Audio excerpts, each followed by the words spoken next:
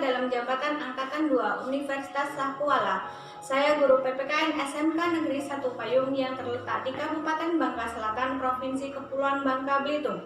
Pada kesempatan hari ini, pada tanggal 18 Agustus 2021, akan melaksanakan kegiatan praktik pembelajaran uji kinerja dalam jabatan Angkatan 2 dengan materi upaya penegakan pelanggaran hak dan pengingkaran kewajiban warga negara kelas 12. Berikut adalah praktik pembelajaran yang saya laksanakan. Wassalamualaikum warahmatullahi wabarakatuh.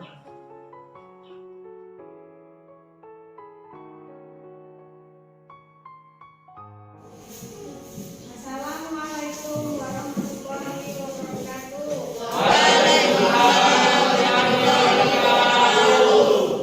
Nah, sebelum kita memulai pembelajaran, silakan disiapkan terlebih dahulu.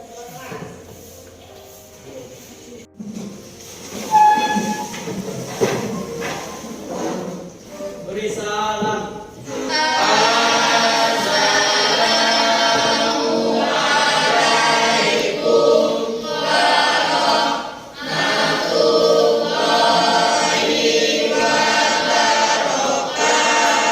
Waalaikumsalam warahmatullahi wabarakatuh. Silakan. Baiklah, sebelum kita memulai pembelajaran kita pada pagi hari ini, ada baiknya kita berdoa. Berdoa menurut agama dan kepercayaan kita masing-masing. Berdoa mulai. Doa selesai. Silakan. Yang mau memimpin lagu ya.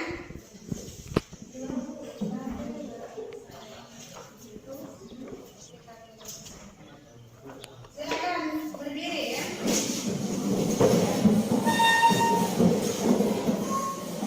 Kita bela bersama 3, 2,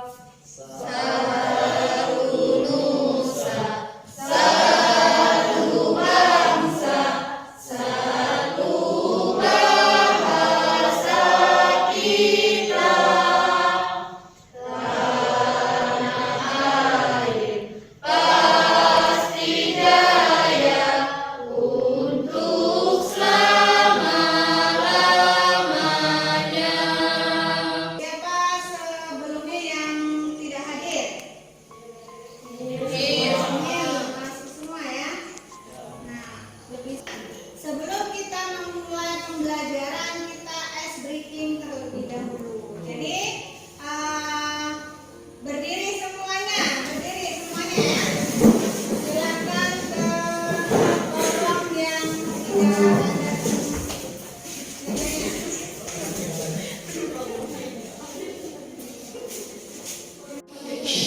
Satu, dua, tiga.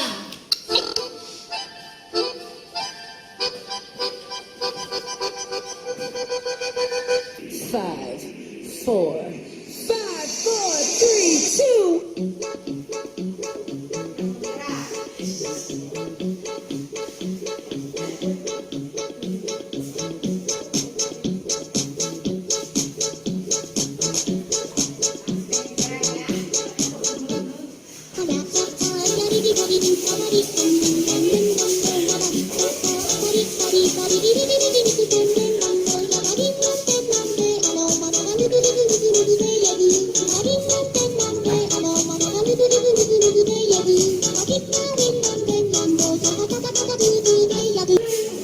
Minggu lalu sudah mempelajari materi tentang apa ya yang masih ingat? Ya silakan Sarah. Apa? Minggu lalu kita telah mempelajari tentang kasus-kasus pelanggaran hak dan pengingkaran kewajiban. Ya bagus ya. Siapa lagi yang masih ingat? Halo. Ya silakan Arman. Minggu lalu juga kita berdiskusi kelompok membahas kasus-kasus pelanggaran hak dan pengingkaran kewajiban, menganalisis faktor penyebab terjadinya kasus-kasus intern dan ekstern. Oke. Minggu lalu memang kita sudah mempelajari tentang kasus-kasus pelanggaran hak dan pengingkaran kewajiban warga negara. Telah menganalisis faktor penyebab pelanggaran hak dan pengingkaran kewajiban, dan di sini juga kita sudah menganalisis faktor eksternal dan internalnya. Paham ya?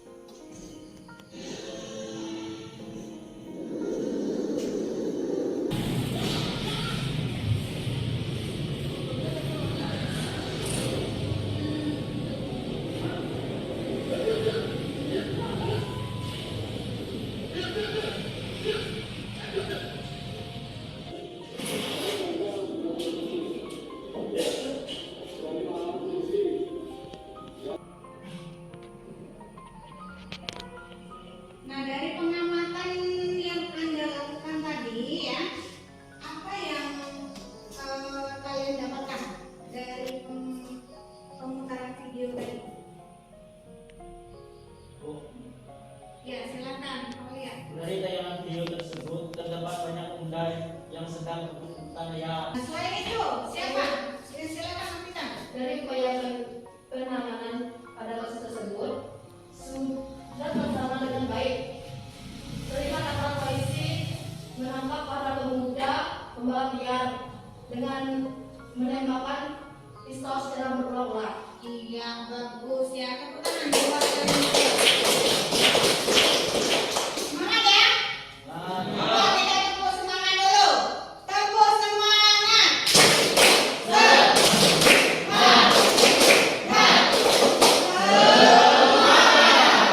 Oke, bagus sekali. Harus semangat ya dalam belajar.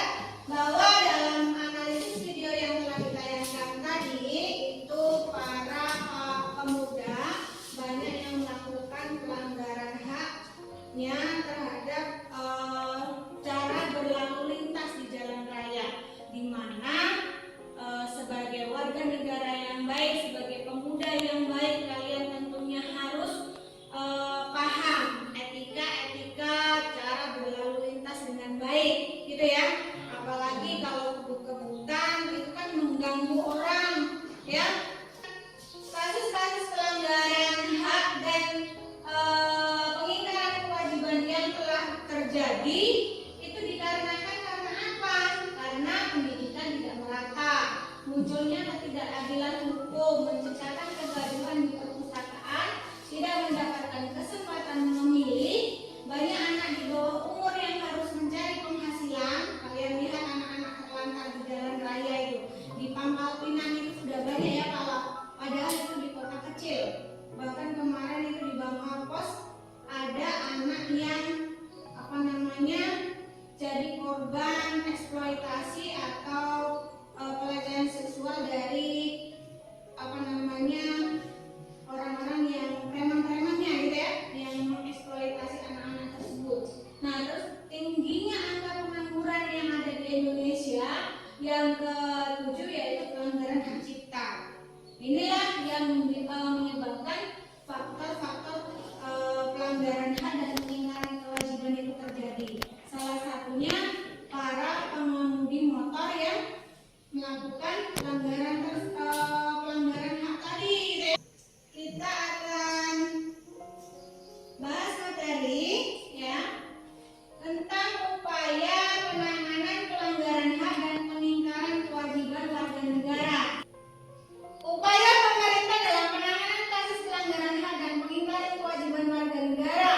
Nah, di sini yang pertama itu penegakan supremasi hukum dan demokrasi secara adil dan konsekuen. Coba kalian buka buku paketnya, ya.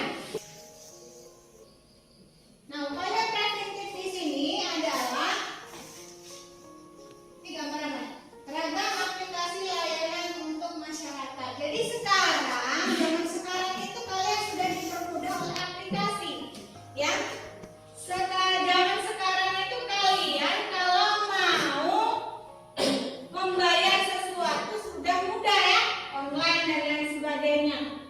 Kamu mau bayar transferan, belanja online dan lain sebagainya, ada. Nah, penanganan pelanggaran hak dan pengingkaran kewajiban. Nah, di sini ada aturan lalu lintas. Itu siapa yang menindak? Polisi. Kalau keamanan lingkungan siapa? Siapa? Ansip, Satpol PP dan lain sebagainya. Tidak membayar pajak negara. Yang unjuk rasa biasanya kelompok atau golongan. Nah, silakan kembali ke kelompok yang sudah saya bagikan. Sesuai dengan warnanya, yang hijau kelompok 1, kuning kelompok 2.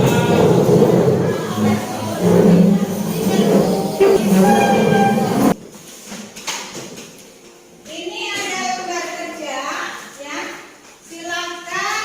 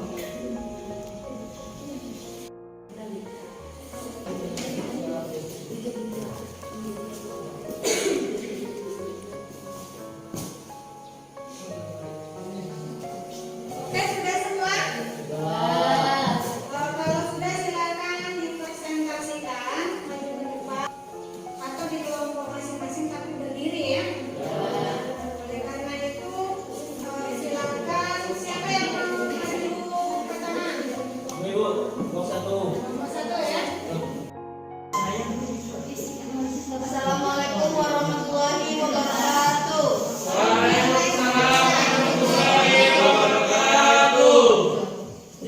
Di sini kami dari kelompok 1 yang akan membacakan hasil diskusi dari kelompok kami. Analisis gambar dari kelompok kami. Menurut kelompok kami, dalam hal menjalankan tugas orang polisi harus dilengkapi dengan surat tugas atau surat perintah tugas sesuai pasal 15 ayat 2 PP 80/2012, dan dalam menjalankan tugas petugas kepolisian RRI atau penyelidik pegawai negeri sipil di bidang lalu lintas wajib menggunakan pakaian seragam sesuai pasal 16 ayat 1 PP 80/2012. Jadi, kalau dilihat apa yang ada di gambar, maka petugas kepolisian tersebut sudah melaksanakan prosedur yang telah berlalu dan sudah menjalankan kewajibannya dengan baik.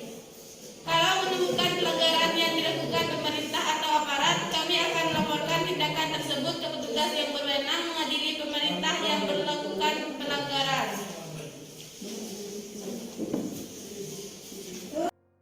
Pemerintah Kota Palembang sudah menjalankan kewajibannya dengan maksimal karena sudah menangkap pelaku kekerasan terhadap anak jalanan dengan baik.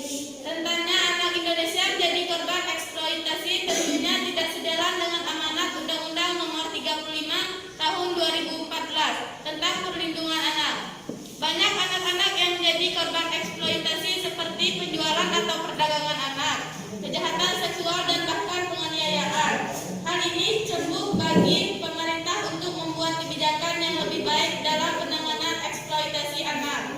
KPAI merekomendasikan agar pemerintah meningkatkan ketersediaan pusat rehabilitasi anak korban eksploitasi. Anak perlu dibekali pendidikan agar tidak mudah terjerumus dalam tindakan eksploitasi dan menindak pelaku eksploitasi dengan jerat pidana.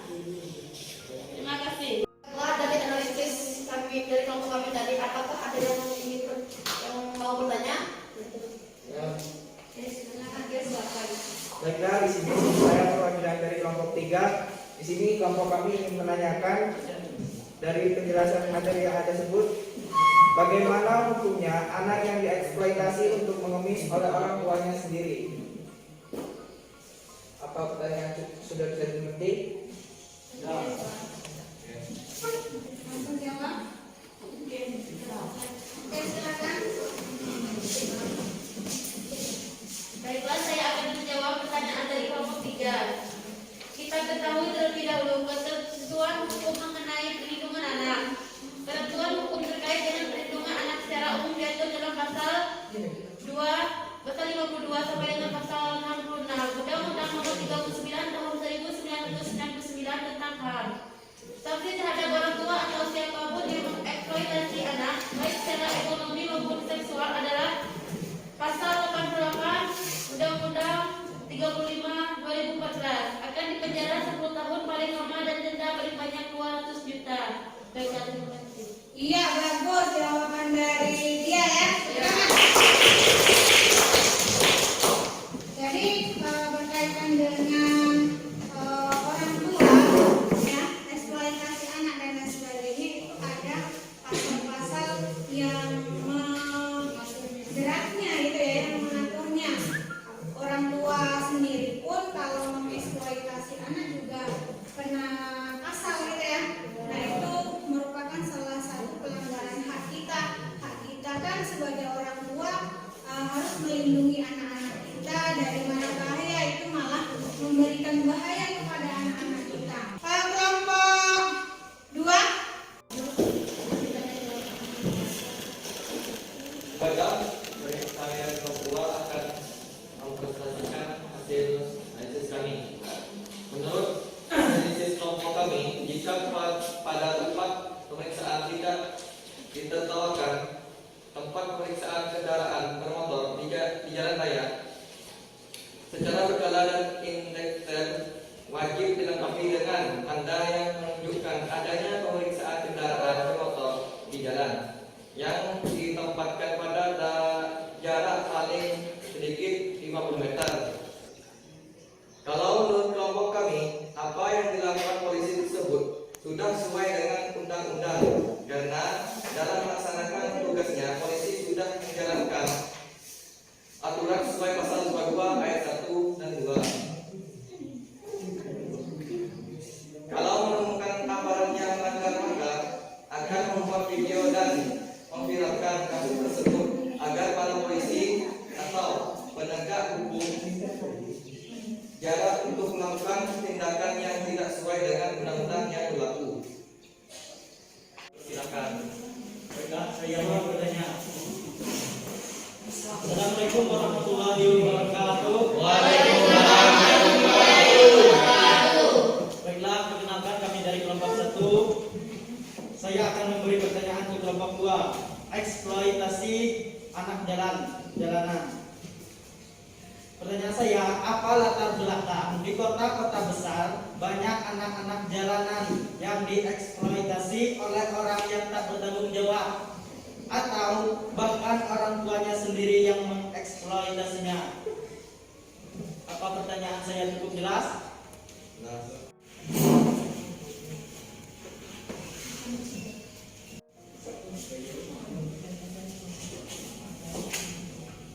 Baiklah, pertanyaan dari kelompok 1 akan kami jawab.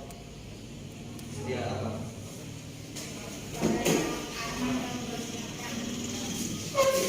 Seorang anak bisa menjadi anak jalanan karena berbagai faktor yang melatar belakanginya. Contohnya, orang tua mereka sendiri yang sengaja menyuruh mereka bekerja di jalanan dikarenakan faktor ekonomi. Jadi tidak dapat dipungkiri bahwa kehidupan berat di kota-kota besar menjadi alasan lemahnya kehidupan ekonomi. Bahkan ada yang ditinggalkan kedua orang tuanya sehingga mereka harus menjadi anak jalanan. Anak jalanan memilih lingkungan hidup di jalanan terkadang bukan hanya faktor kondisi kesulitan ekonomi, namun juga karena mereka menikmati kondisi lingkungan di jalanan. Anak-anak di jalanan tidak selalu mempunyai tempat tinggal. Anak-anak yang merasa stres dengan kondisi keluarga dan lingkungan rumahnya terkadang merasa lebih nyaman memilih di jalanan sebagai lingkungan hidupnya. Di lingkungan hidupnya, anak jalanan melakukan banyak aktivitas seperti mengamen, mengemis, semir sepatu, dan sebagainya.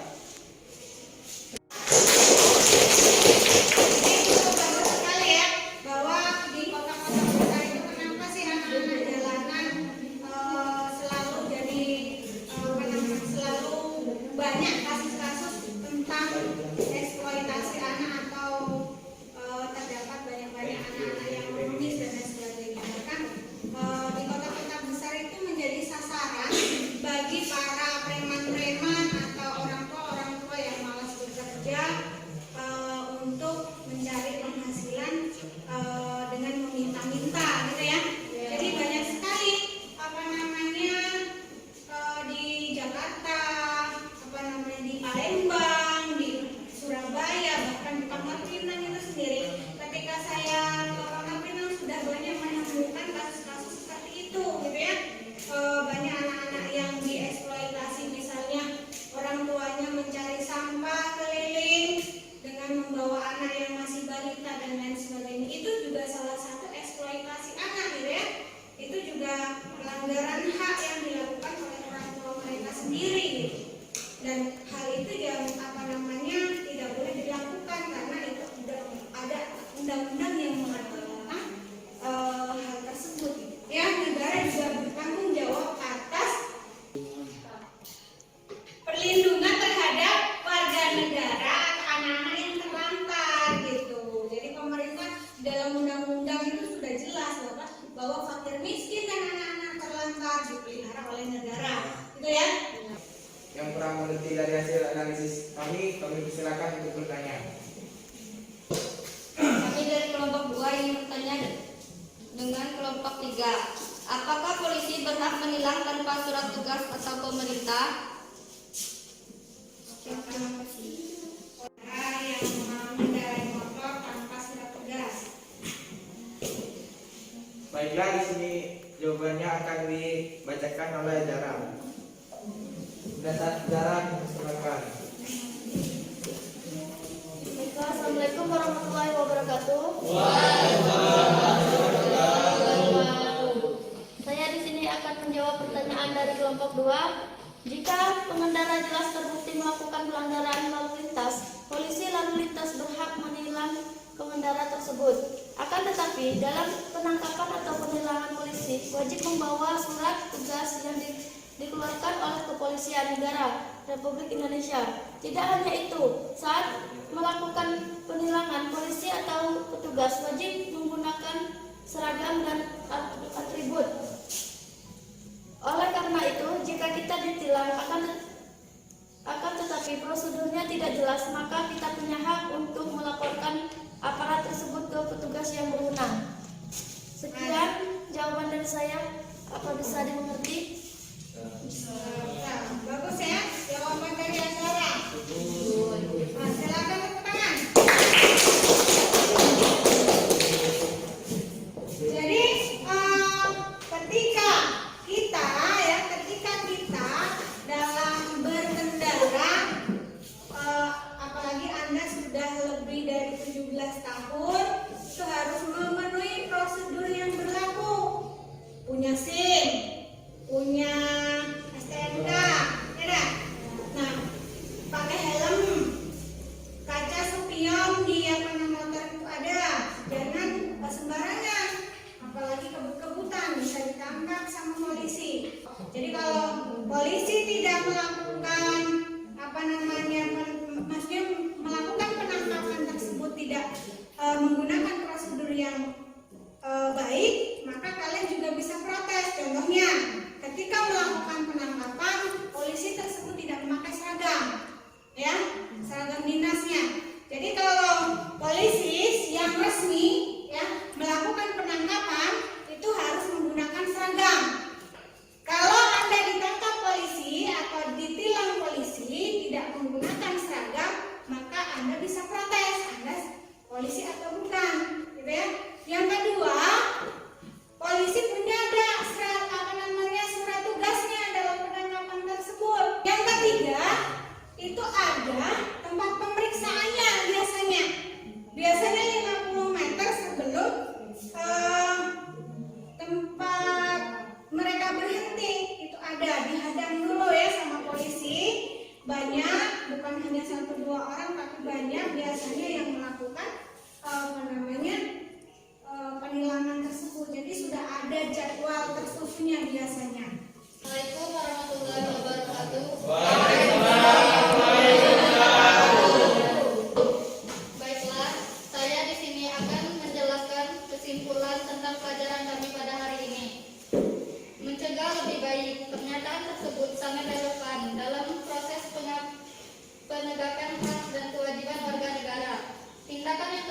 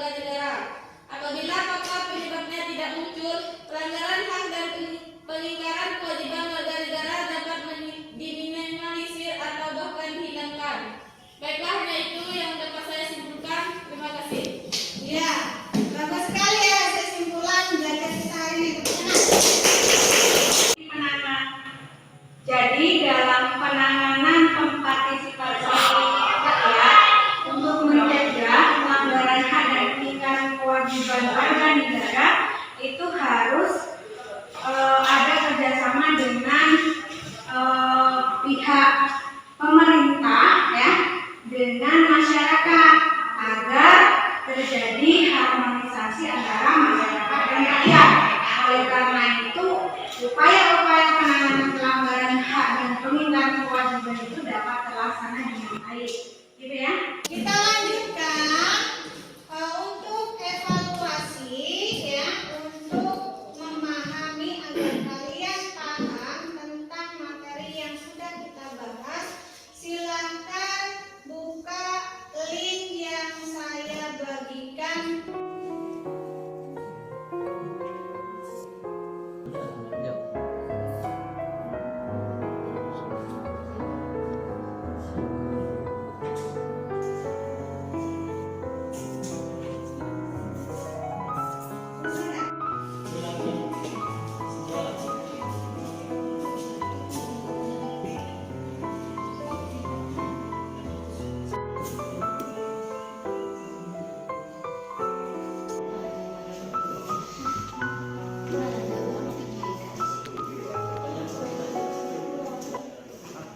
Gimana hasilnya? Bagus ya? Jadi hari ini saya anggap kalian sudah paham mengenai materi tentang pelanggaran hak dan pengingkaran kewajiban. Untuk tugas kalian di rumah, ini sebagai tugas akhir dari kompetensi dasar 3.1 di kelas 12, kalian buat portofolio ya, atau tugas di rumah mengenai video pembelajaran kaitannya dengan kampanye atau sosialisasi dalam upaya penegakan hak dan pengingkaran kewajiban. Upaya apa saja? Di lingkungan masyarakat boleh, di lingkungan sekolah boleh, di lingkungan bangsa dan negara boleh. Nah, contohnya misalnya seperti video sosialisasi anti hoax ya. Coba kalian cermati video berikut.